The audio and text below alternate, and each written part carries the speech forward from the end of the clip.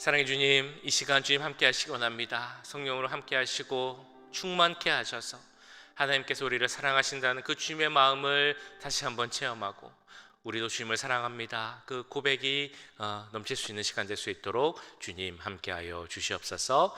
예배의 시종을 주님께 맡겨오며 우리를 구원하신 예수님의 이름으로 기도합나이다. 아멘. 자, 오늘 함께 보실 하나님의 말씀은 말라기 4장 1절에서 6절까지의 말씀입니다. 말라기 4장 1절부터 6절까지의 말씀 한 절씩 교독하시고 마지막 절은 함께 읽도록 하겠습니다. 만군의 여호와가 이르노라. 보라, 용광로 불 같은 날이 이르리니 교만한 자와 악을 행하는 자는 다 지푸라기 같을 것이라. 그 이르는 날에 그들을 살라 그 뿌리와 가지를 남기지 아니할 것이로되 내 이름을 경외하는 너희에게는 공의로운 해가 떠올라서 치료하는 광선을 비추리니 너희가 나가서 외양간에서 나온 송아지 같이 뛰리라.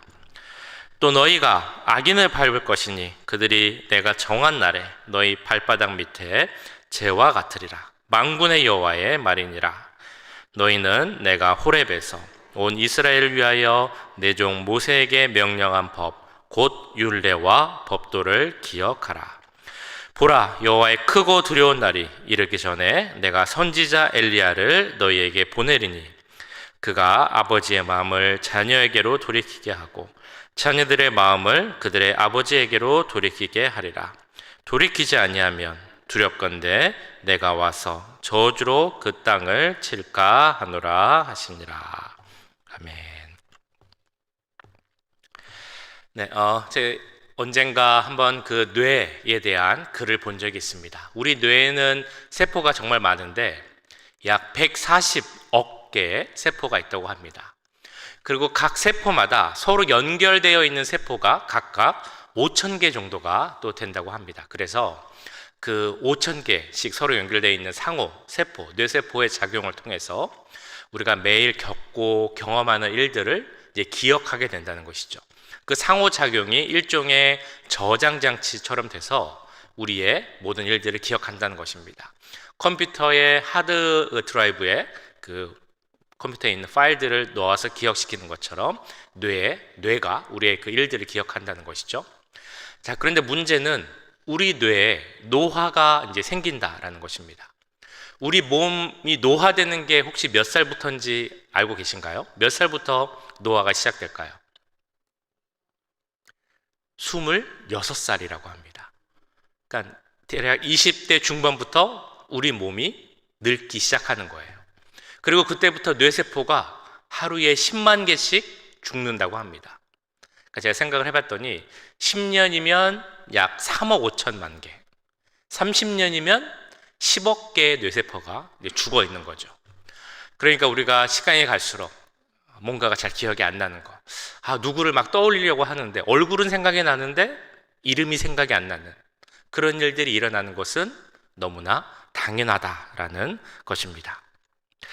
자, 그런데 문제는 우리가 누군가의 이름이 생각이 안 나는 것처럼 때로는 우리가 하나님께 받은 은혜를 잊어버릴 때가 있다라는 것이죠.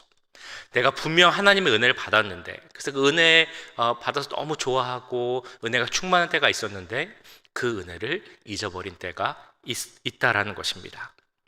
우리가 성경을 보면서도 그런 생각을 많이 합니다. 특별히 이스라엘 백성들을 보면서 저들은 저렇게 은혜를 많이 받았는데, 하나님을 많이 만나고 특별한 경험을 많이 했는데 왜 그렇게 은혜를 잊어버리면서 살까? 우리가 보고 있는 말라기 그 서에 있는 사람들, 그 시대의 백성들이 바로 그러한 모습이 또한 있었습니다. 그런데 그들뿐만이 아니라 우리의 모습 가운데도 그 은혜를 잊고 기억하지 못하고 사는 삶이 있을 수 있다는 것이죠. 말라기 시대 사람들을 보면 그들은 하나님이 주신 사랑을 잊고 또한 은혜를 잊고 살았습니다. 그러면서 이런 모습으로 살았죠. 예배를 드리긴 드리는데 그냥 관습대로, 습관대로 드리는 거였습니다.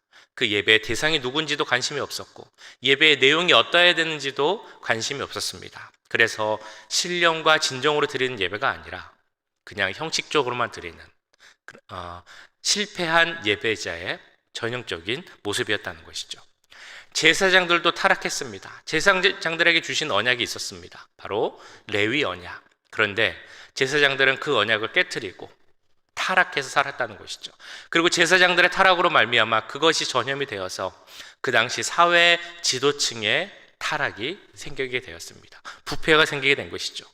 그것을 보고 사람들 또한 타락했습니다. 하나님의 것을 도둑질하면서도, 그러면서 뭐라고 얘기를 했냐면 하나님의 정의 어디 있느냐, 공의의 하나님이 어디 있느냐, 이렇게 외치는 것이 바로 그 시대의 사람들의 모습이었습니다. 이런 말라기 시대의 사람들에게 하나님께서는 경고를 주시고자 했죠. 그래서 말라기서의 목적이 무엇인가라고 하면 바로 하나님의 경고라고 할 수 있습니다. 말라기가 시작하는 첫 말씀 1장 1절을 보시면 그 내용이 나와 있죠. 여호와께서 말라기를 통하여 이스라엘에게 말씀하신 경고라라는 내용입니다. 오늘 읽으신 4장도 마찬가지입니다. 이 4장 말라기의 마지막 말씀, 그리고 이 4장은 말라기의 마지막뿐만이 아니라 구약 성경의 마지막입니다. 구약 성경 39권 신약 새로운 약속의 시대를 기다리는 그 구약의 시대를 마무리하는 성경의 마지막 장의 말씀이 무엇인가 하면 바로 우리를 향한, 하나님을 경외하고 섬기지 않는 사람들을 위한 경고의 말씀이 바로 이 말라기의 결론이라는 것이죠. 누구든지 하나님을 경외하지 않고 섬기지 않는다면 그들은 심판받을 것이다. 마지막 날에 아주 극심한 심판과 저주가 있을 것이다 라고 경고한 것이 바로 이 말라기 마지막 장의 목적이라는 것입니다. 근데 우리가 알아야 하는 것은 이 경고가 경고로 끝나지 않는다는 것이죠. 마지막 날이 올 것이긴 하지만, 그래서 악인들, 죄인들은 심판을 받을 것이지만 경외하는 자는 하나님의 특별한 소유됨을 경험할 것이다. 그러므로 그 날을 준비하라. 이것이 마지막 장인 4장의 경고와 함께 우리에게 주어지는 메시지입니다. 자, 그러면 어떤 경고가 주어져 있는지 오늘 4장 1절 말씀을 통해 같이 살펴보도록 하겠습니다. 만군의 여호와가 이르노라. 보라, 용광로 불같은 날이 이르리니 교만한 자와 악을 행하는 자는 다 지푸라기 같을 것이라. 그 이르는 날에 그들을 살라 그 뿌리와 가지를 남기지 아니할 것이로되. 1절 표현에 용광로 불같은 날이 나옵니다. 이 날이 바로 심판의 날을 의미하는 것이죠. 하나님의 정의와 공의가 살아있는 날. 그래서 앞서 우리가 계속 보았던 것처럼 악인들과 죄인들이 심판받는 날입니다. 우리가 잠깐 보기에 그 악인들이 잘 되는 것처럼 보이는 거죠. 형통하고 더 번성하고 그렇게 보이지만 사실 그들이 이 마지막 날에 아주 큰 심판을 받을 것이다 라는 것이 하나님의 말씀입니다. 어느 정도로 심판을 받느냐? 지푸라기같이 될 것이다. 그 나무에 가지가 타는 것뿐만이 아니라 뿌리까지 뽑혀서 아무것도 안 남을 정도로 멸절될 것이다 라는 것이 하나님의 심판에 대한 확실한 경고입니다. 그리고 말라기 마지막 절, 그러니까 4장 6절의 끝 단어를 통해서 하나님의 그 경고의 말씀을 우리는 다시 한번 생각해 봐야 하는데요. 우리 한국말로 된 성경 4장 6절의 마지막 말씀은 이제 하시니라 라는 단어로 끝납니다. 근데 히브리서, 원래 그 히브리어 성경으로 보면은 헤렘이라는 단어로 끝나는데요. 이 헤렘의 의미를 우리가 알아야 됩니다. 헤렘이라는 단어는 아주 무시무시한 단어로 완전한 멸절, 소멸, 이것을 의미합니다. 어떤 것으로부터 철저히 격리시킨다라는 의미의 단어가 바로 이 헤렘입니다. 그래서 어떤 것이 헤렘의 대상으로 이제 결정이 되면 그것은 손대면 안 되는 것이었죠. 만지면 안 되는 것이었고, 완전히 없애거나 아니면 하나님께 드려야만 되는 것이 바로 헤렘이라는 단어가 가지고 있는 의미입니다. 구약 성경에 보면 헤렘의 대상이 된 성읍들이 있습니다. 하나는 이스라엘 백성들이 애굽을 나와서 가나안을 정복할 때, 여리고로 갈 때 하나님께서 그 성을 헤렘으로 명령하셨습니다.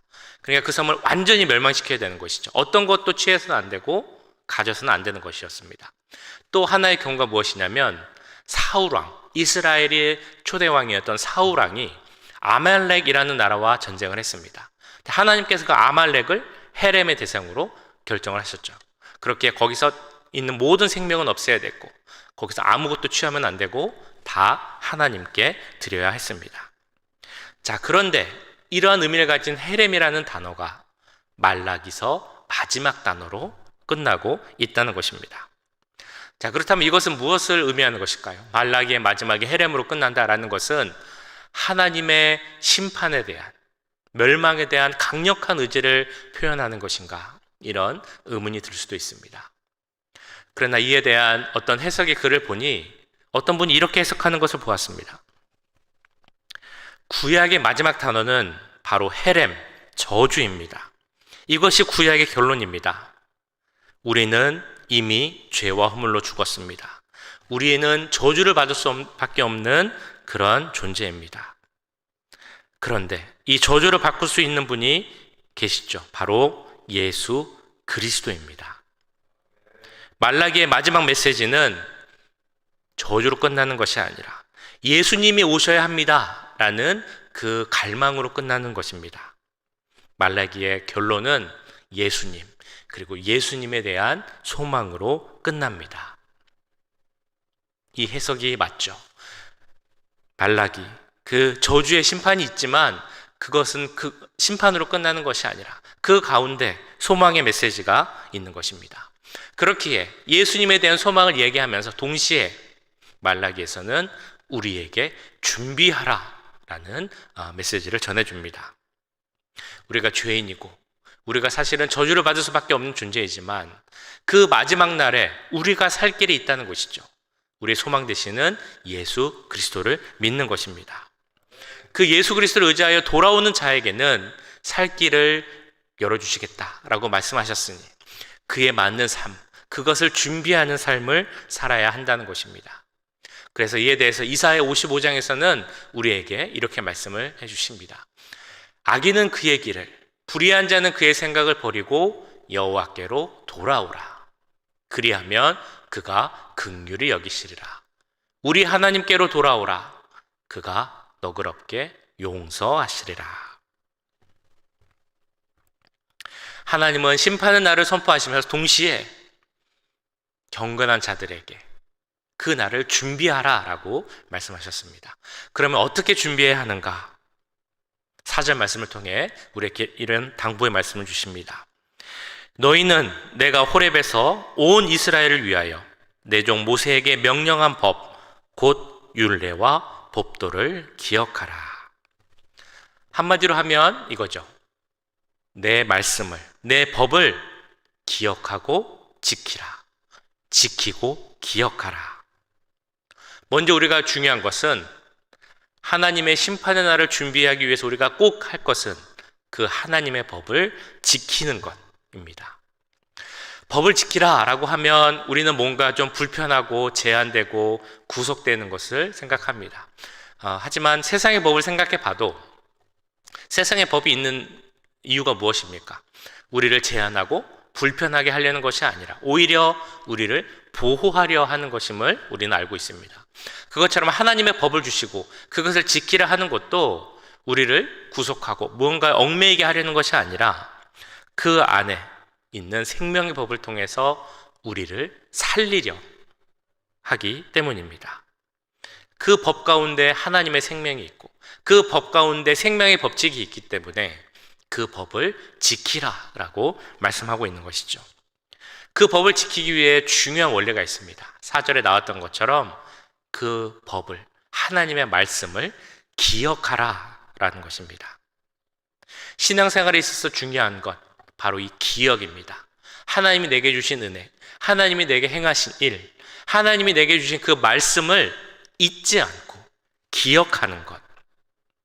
하나님과의 올바른 관계를 계속적으로 맺어가기 위해서 필요한 것은 그 은혜와 말씀을 기억하는 것입니다. 기억한다는 것의 의미를 우리는 이렇게 생각해 볼 수 있습니다. 먼저는 내가 다시 경험한다.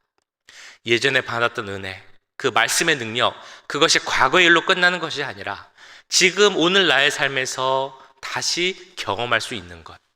이것이 바로 기억의 의미라는 것이죠. 또 다른 기억의 의미가 있습니다. 그것은 바로 그 기억을 통해서 내가 삶 속에서 행할 수 있다라는 그런 의미입니다. 이 4절 말씀에 나오는 기억하다라는 그 히브리어 원어가 지크루라는 단어인데요.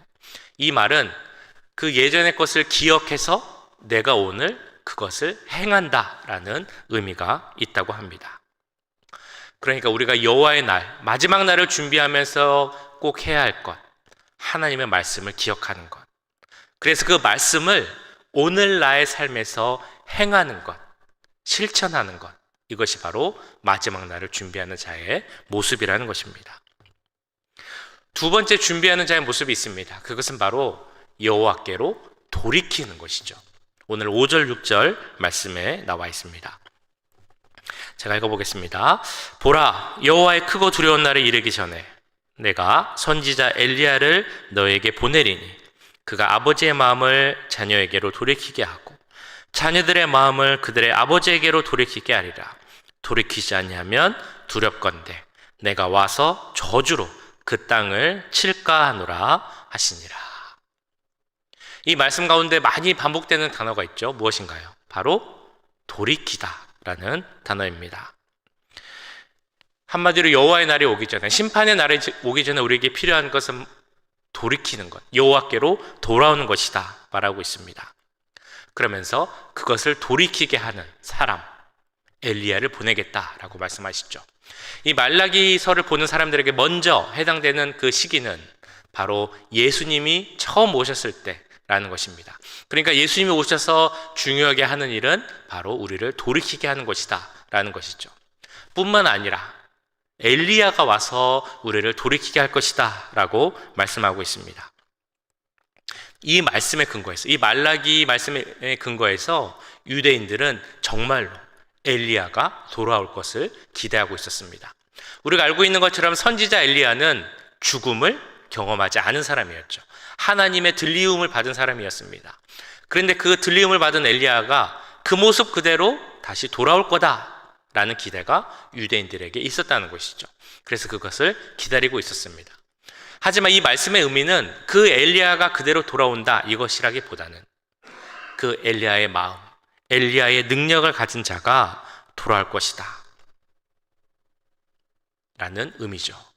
그리고 그 사람 엘리야로 돌아오는 사람은, 엘리야의 마음과 능력으로 일하는 사람은 우리가 3장 1절에서 보았던 것처럼 주의 길을 예배하는 자, 바로 세례 요한을 의미한다라고 볼 수 있습니다.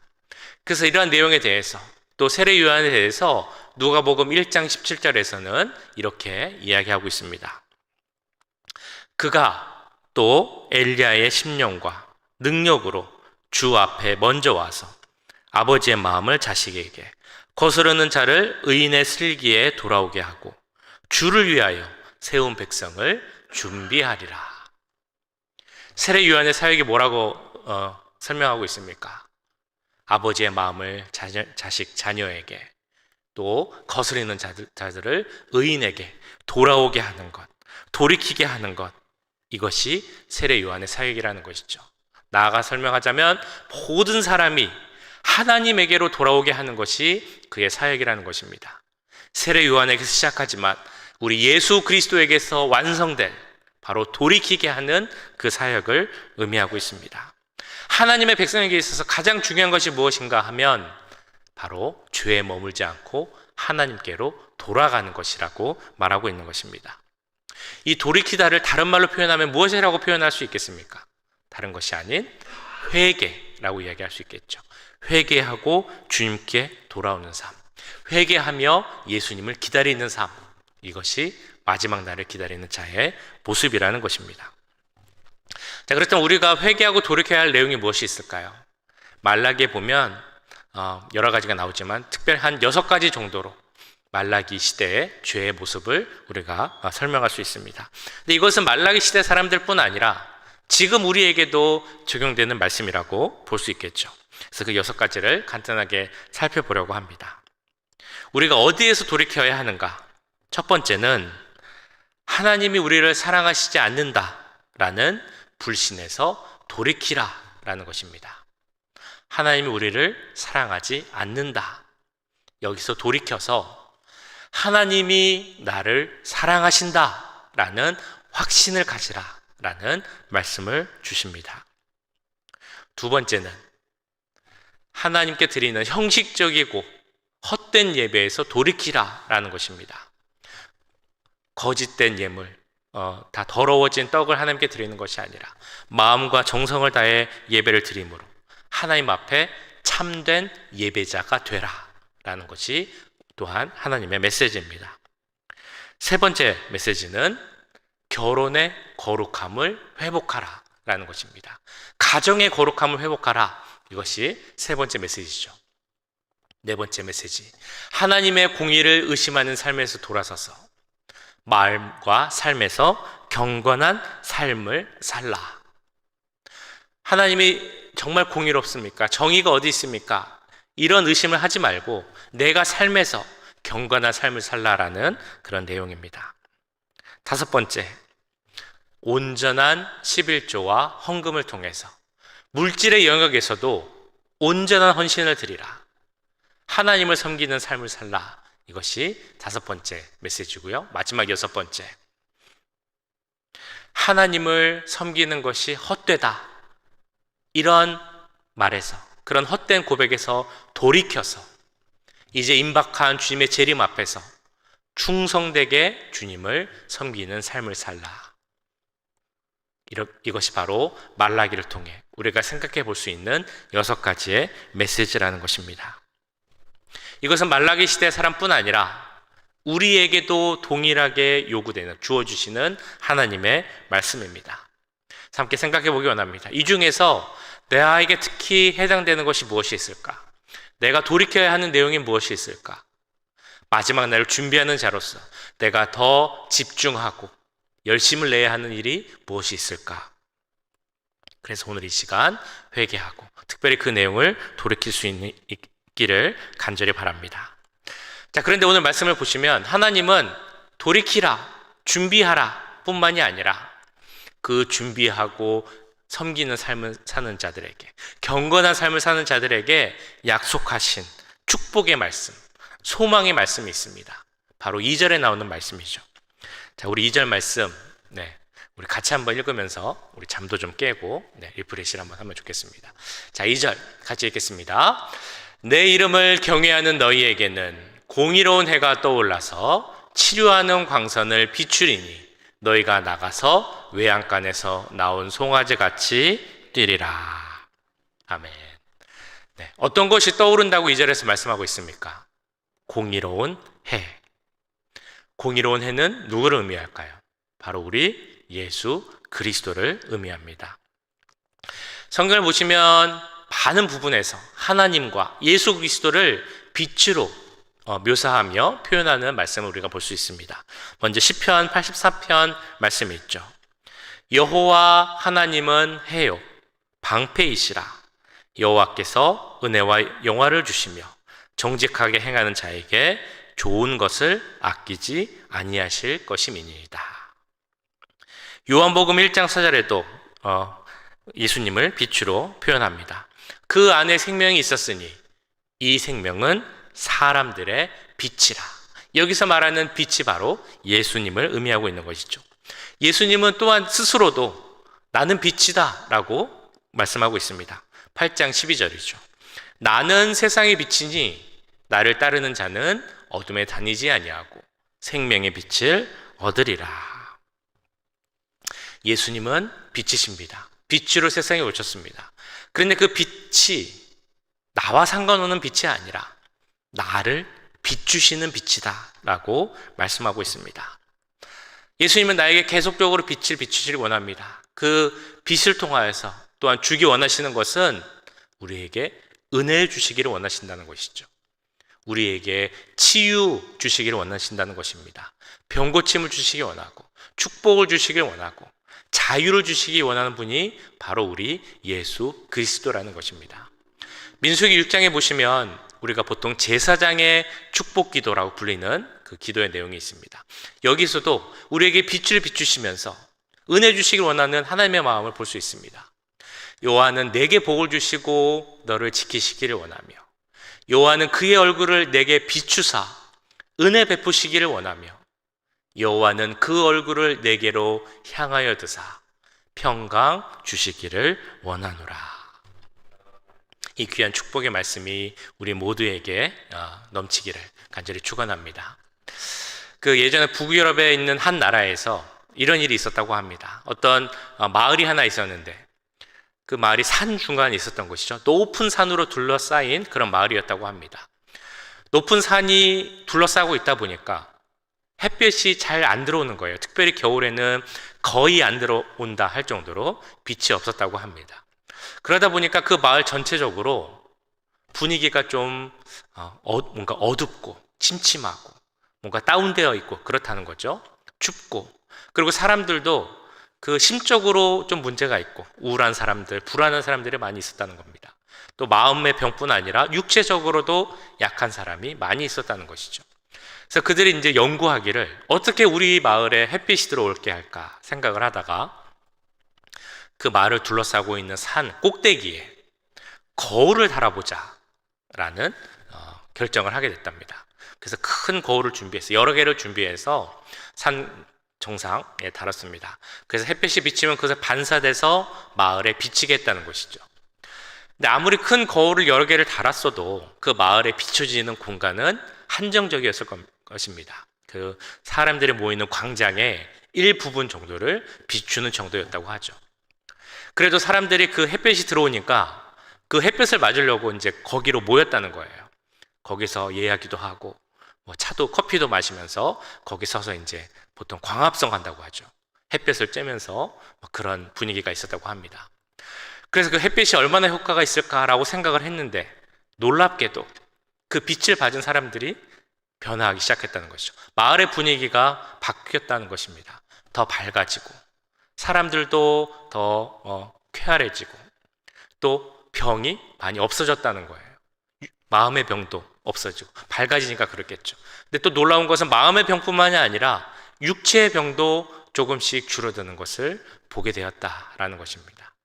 이 이야기가 우리에게 전해주는 것은 빛이 얼마나 중요한가라는 것이죠.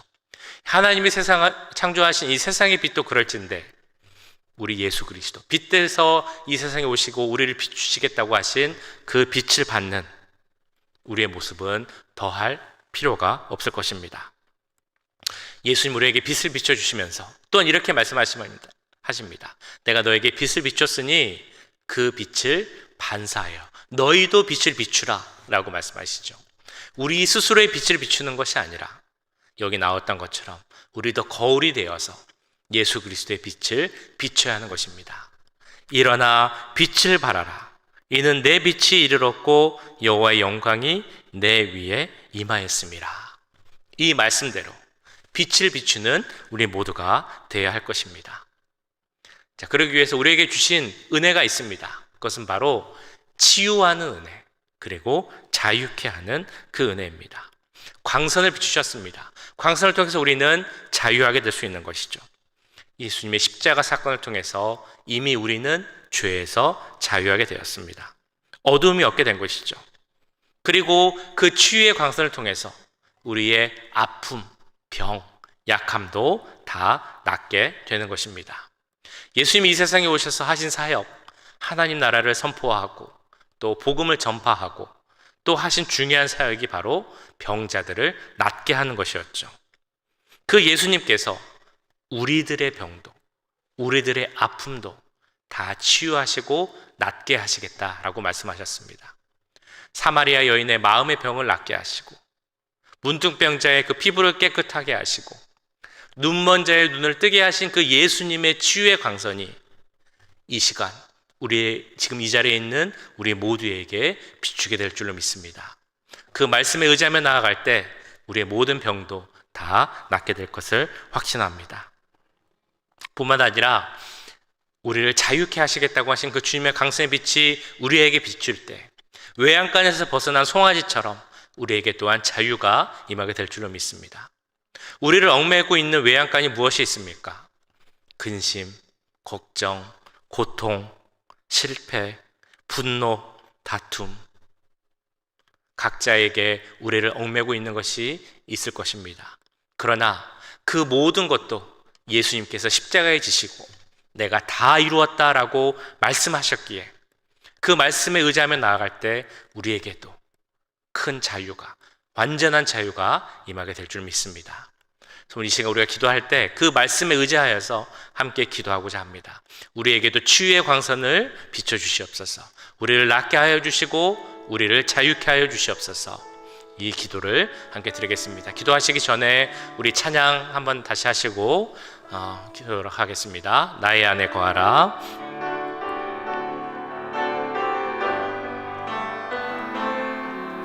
나의 안에 거하라. 나는 내 하나님이니 모든 환난 가운데 너를 지키는 자라. 두려워하지 말라. 내가 널 도와주리니 놀라지 말라. 내 손 잡아주리라.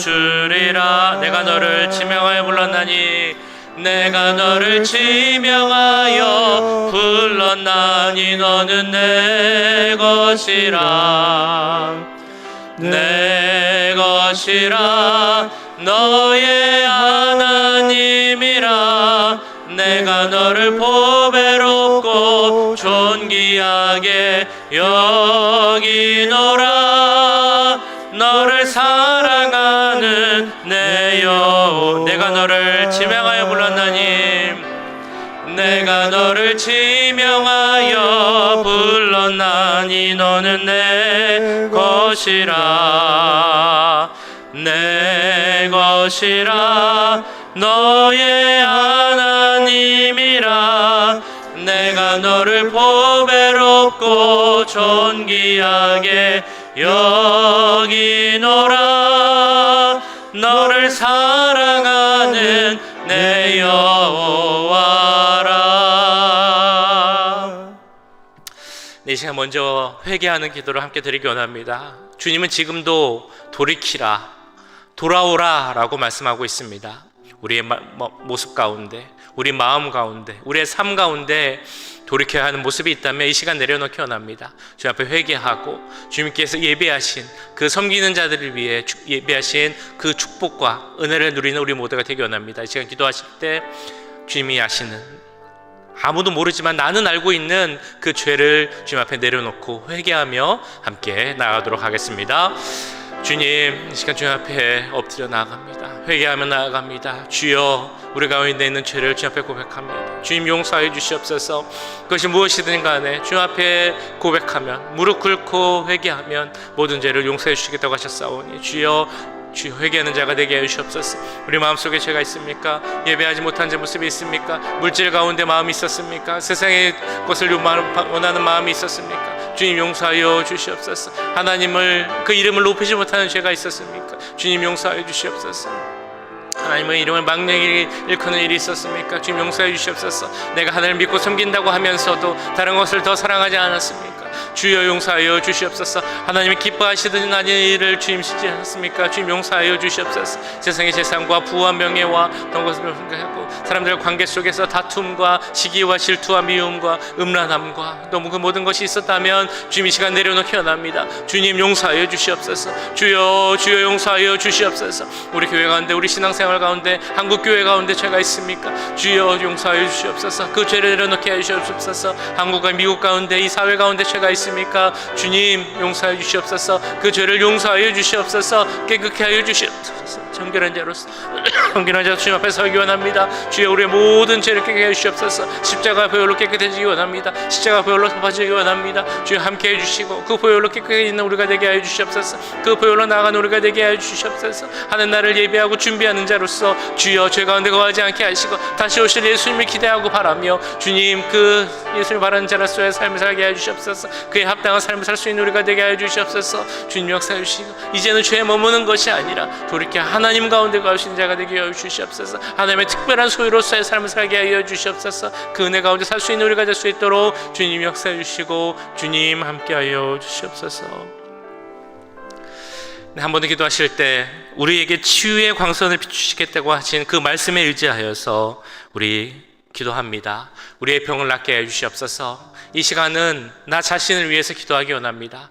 나에게 있는 병이 있으면 그 병을 위해서 기도하겠습니다. 깨끗하게 나여 주시옵소서.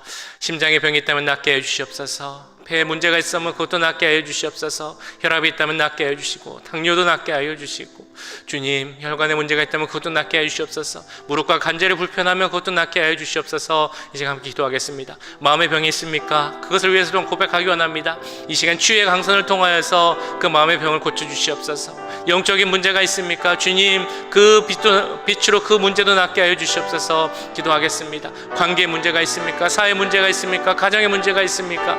주의 강선 이 시간 비춰주실 줄 믿사오니, 주의 시간 우리 함께 주여 한번 외치시고 그 모든 것을 낫게 하여 주시옵소서. 우리 함께 기도하도록 하겠습니다. 주여, 주님 기도합니다. 이 자리에 함께 분들, 주여, 그 아픈 곳이 있습니다. 육체병이 있습니다. 약함이 있습니다. 그러나 주님, 이 모든 것도, 이 모든 아픔도, 이 모든 통증도 주님께서 십자가에 다 지고 가심을 믿습니다. 우리의 치유의 강선을 비추셔서 그것을 낫게 하신다는 그 말씀을 믿습니다. 주의 시간 있는 모든 분들을 위해서 기도합나니, 주여 그걸 낫게 하여 주시옵소서. 그 치유의 강선을 우리에게 비추게 하여 주시옵소서. 그 치유의 강선을 말미암아 모든 것이 치유되고 낫게 하여 주시옵소서.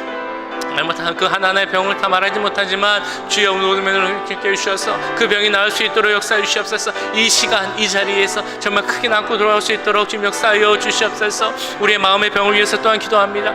이 가운데 있는 그 마음의 병을 위해서 기도합니다. 우울한 분들, 불안한 분들, 걱정 근심 가운데 있는 분들, 주여 그 가운데도 주의 강선을 비춰 주시옵소서. 그 모든 것이 기쁨으로 변하게 하시고 소망으로 변하게 하시고 감사로 변할 수 있는 능력이 이 시간 임할 수 있도록 주님 함께하여 주시옵소서. 주의 역사하여 주시옵소서. 또한 신앙의 문제가 있습니까? 영적인 문제가 있습니까? 주여, 내 믿음이 약함에 있다면 그것도 낫게 하여 주시옵소서. 회복해 하여 주시옵소서. 모든 것이 강건함으로 설 수 있도록 주님 역사해 주시기 원합니다. 관계 문제가 있습니까? 가정의 문제가 있습니까? 주여 그 모든 것을 주님 앞에 올려드리옵나니, 주여 낫게 하여 주시옵소서. 주의 강손으로 만져주시옵소서. 하나님의 피 묻은 그 보혈의 손으로 만져주시옵소서. 모든 것이 깨끗이 나올 수 있도록 주님 역사해 주시고 붙잡아 주시옵소서. 이 자리에 함께한 모든 분들, 지금 이 자리에 함께한 모든 분들, 믿음 가운데 말씀에 의지하여 기도한 우리의 모든 기도를 주님 들으실 믿사오니, 그 치유의 능력이, 회복의 능력이 이 시간 이 모든 자리에 이 모든 분들에게 임할 수 있도록 주님 역사해 주시고 함께하여 주시옵소서.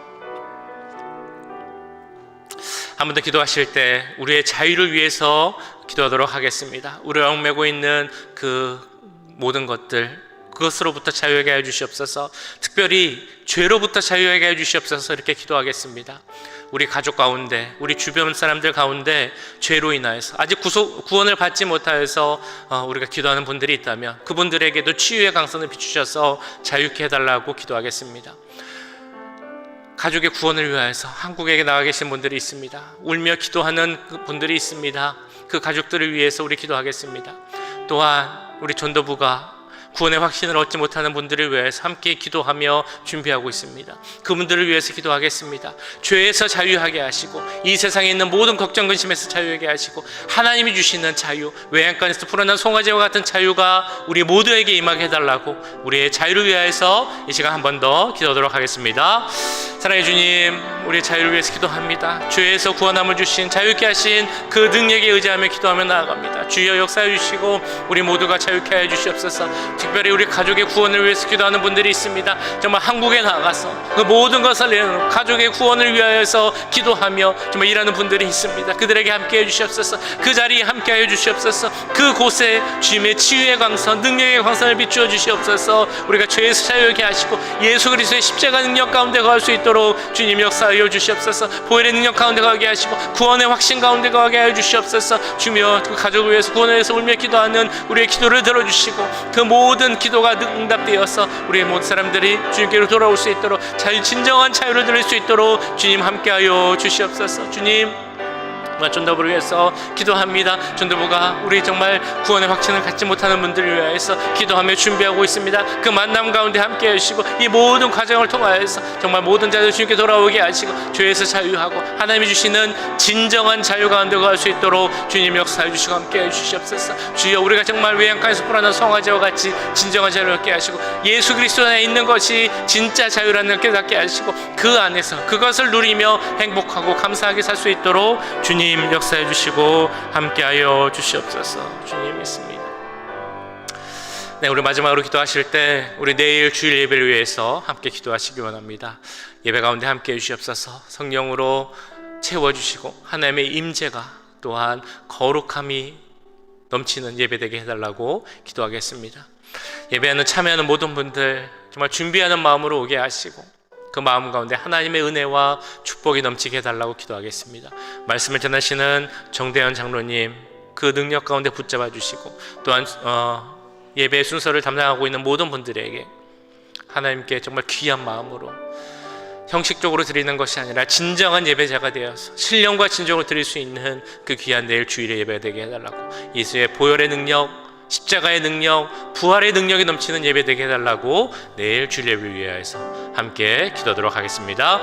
주님, 내일 예배 가운데 함께 하시기 원합니다. 주여 함께 해주시옵소서. 주여 성령 충만케 해주시옵소서. 하나님의 거룩한 임재가 임하는 예배가 되기 원합니다. 주여 역사해 주셔서 보혈로 덮어주시고 하나님의 십자가 능력과 부활의 능력이 넘치는 예배 될 수 있도록 역사해 주시옵소서. 예배에는 참여하는 모든 분들이 주님 그 중심이 하나님을 향하게 원합니다. 준비하는 마음으로 오게 원합니다. 하나님을 사모하며 예배를 사모하며 함께 오게 원합니다. 형식적으로 습관으로 오는 것이 아니라 하나님의 말씀을 사모하고 은혜를 사모하며 영과 진리를 드릴 수 있는 그 예배가 되게 해주시옵소서. 주님, 예배를 담당하고 있는 분들도 정말 준비하는 자들이 되게 원합니다. 주님 함께 해주셔서 주님 역사해 주시고 그 예배 가운데 주님 함께 해주시옵소서. 말씀을 전하시는 장모님에게도 함께 해주시옵소서. 주여 하나님의 귀한 말씀을 듣게 해주시옵소서. 깨닫게 해주시옵시고 그 말씀으로 변화하고 주님 결단할 수 있도록 주님 역사하여 주시옵소서. 주님 붙잡아 주시옵소서. 예배를 통해서 우리가 하나님의 말씀을 듣기 원합니다. 깨닫기 원합니다. 변화하기 원합니다. 주여 결단하기 원합나니 이 세상에 살아갈 때 하나님의 마지막 날을 준비하는 자로서의 그 귀한 삶을 다시 한번 결단할 수 있는 시간 될 수 있도록 주님 역사해 주시고 함께하여 주시옵소서.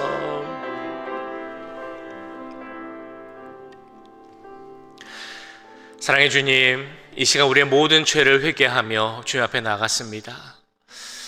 우리가 주님의 자녀로 살고 있지만 아직 모든 죄에서 깨끗이 되지 못하였음을 이 시간 고백하였습니다. 주님, 우리의 약한 부분을 주님 아실 줄 믿사오니 주님께서 함께 해주시고 주님의 능력에 의지하여서 그 모든 죄에서 떠날 수 있도록 주님 함께하여 주시옵소서. 그래서 주님께 속한 자로서 주님의 소유된 자로서 하나님 주시는 하나님 예비하신 그 귀한 은혜와 축복의 선물을 다 받을 수 있도록 주님 역사하여 주시옵소서. 하나님을 믿는 자, 하나님을 경외하는 자에게 공의로운 해가 떠올라서 우리에게 치유의 광선을 비추신다고 하셨사오니 주여 이 자리에 함께한 모든 분들에게 주님의 그 치유의 광선이 비치기를 주님 기도합니다. 우리의 모든 몸의 아픈 것들, 약한 부분, 병 다 깨끗이 낫게 하여 주시옵소서. 그 모든 병들이 깨끗이 사라지게 하시고 건강한 몸으로 주님을 예배하고 찬양하는 우리가 될 수 있도록 주님 역사하여 주시옵소서. 우리 속에 마음의 병이 있습니까? 영적인 병이 있습니까? 주님 다 낫게 하여 주시옵소서. 우리 가정을 위해서 자녀를 위해 기도하는 기도 제목이 있습니까? 주님께서 응답하여 주시고 그 모든 문제도 다 해결하여 주시옵소서. 우리에게 진정한 자유가 있길 원합니다. 죄에서 먼저 자유하게 하시고 하나님만이 허락하시는 귀한 자유가 우리 가운데 넘칠 수 있도록 주님 역사하여 주시옵소서. 특별히 우리 주위 가운데, 우리 가족 가운데 하나님을 아직 모르고 구원의 확신이 없이 죄 가운데 있는 자들도 있습니다. 그런 자들에게, 그런 분들에게 복음을 전하기 위하여 기도하며 지금도 한국까지 나가서 그 복음의 사역을 담당하시는 분들이 있습니다. 그 모든 분들에게 함께 해주시고 그 모든 자리에 함께 해주시고 복음의 광선, 그 치유의 광선을 비춰주셔서 정말 그 모든 분들이 회개하고 주님께로 돌아올 수 있는 귀한 은혜 역사 임할 수 있도록 주님 함께하여 주시옵소서. 내일의 주일 예배를 위해서 또한 기도합니다. 예배 가운데도 함께 해주시고 하나님의 거룩한 임재, 하나님께서 온전히 영광 받으시는 귀한 예배 드릴 수 있도록 주님 함께하여 주시옵소서. 지금은 우리 주 예수 그리스도의 은혜와 하나님 아버지의 무한하신 사랑하심과 성령 하나님의 감화감동 역사 교통하심이 하나님 앞에 모든 것을 내려놓고 돌이켜 주님께 온전히 속한 자가 되기를 원하는, 하나님을 진정으로 경외하며 그 마지막 날을 준비하기 원하는 이 자리에 함께한 모든 주의 자녀들과 그 가정과 직장과 우리 교회 위에 지금부터 영원까지 함께 하시길 간절히 축원하옵나이다. 아멘. 주님.